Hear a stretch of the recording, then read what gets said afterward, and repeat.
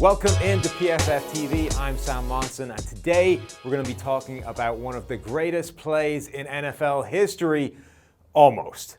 What am I talking about? Let's cast our minds back to this Sunday, the Atlanta Falcons against the Tampa Bay Buccaneers. Late in the game, the Bucs basically have 7 seconds on the clock, 3rd and 10 from the 21-yard line. They've got one shot at getting themselves on the scoreboard, snatching victory from the jaws of defeat, and they come up with what looked like a total disaster of a play. Fumbles, a mess, the ball ends up out of bounds, and they lose the game. But it's one of the smartest play designs you are ever going to see because it introduces something that NFL teams have not tapped into before. They pulled a rugby backline move from somewhere, integrated into this play that almost came off, but for the execution. Let's fire ourselves through to the tape and find out exactly what we're talking about.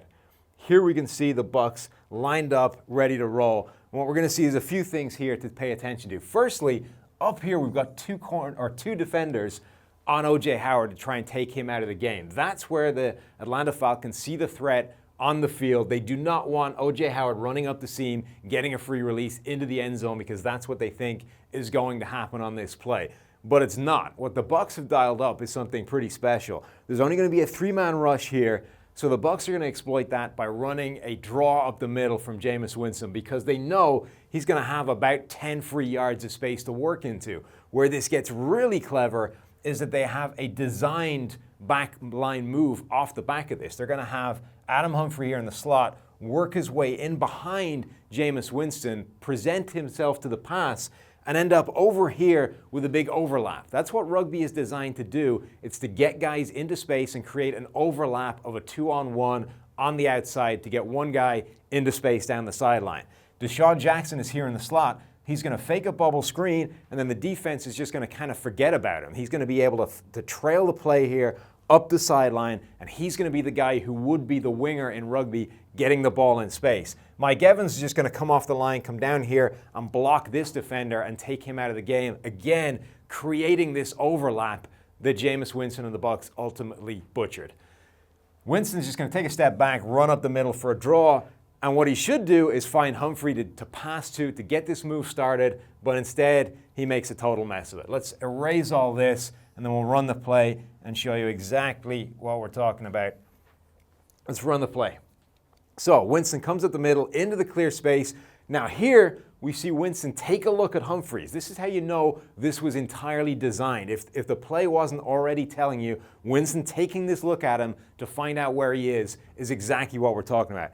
Jackson here is just finding a space. He's faked the pass. The defense has forgot about him. We've already got this player here heading inside to tackle Winston. From this point on, DeSean Jackson is going to be in free space. Now let's introduce some props to tell you what we're talking about. Give me a ball, Tyler. Tyler, what did I say? This is a rugby move. We don't want a football. We want a rugby ball. Now we're talking. Now we got a rugby ball. Jameis Winston has looked to his right. He's got a guy coming in behind him. He can go one of two ways.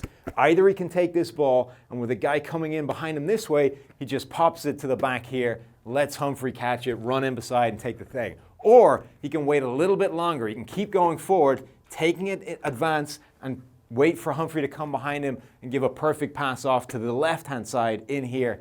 Either way, he needs to get that ball to Humphrey. Instead, what he does is for some reason decide that he can take this further up and just takes himself into this defender, into trouble, and ends up trying to pitch the ball whilst falling down sideways. It's a disaster.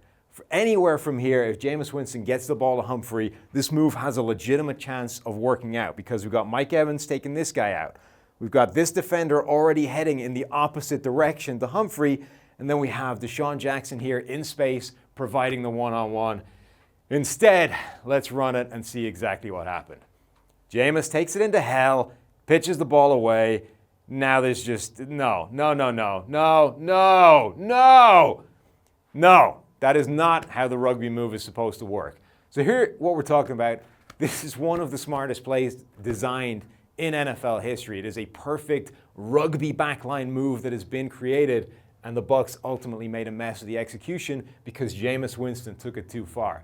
I've always wondered why we don't see more rugby principles introduced in the NFL. I think one of the big reasons is you're never going to waste the time teaching NFL players to pass the ball rugby style from a fundamentals point of view. It's going to take too much time to get them to a competency level doing that when you just don't have the time to spend. What I think you can do, though, is bring in rugby players to explain how to exploit a 2-on-1 on the outside, how to manufacture an overlap on the outside, get guys into space so that you can get the ball to Deshaun Jackson instead of making a total mess of this play. Because given the defense they face with this backing off, prevent defense, everybody back up to the goal line, give them the stuff in front, almost the only way of exploiting that defense was by this very play. The Bucs had the play to do it, just made a mess of the execution.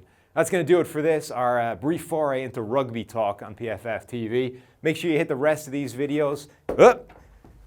Jameis Winston, that there.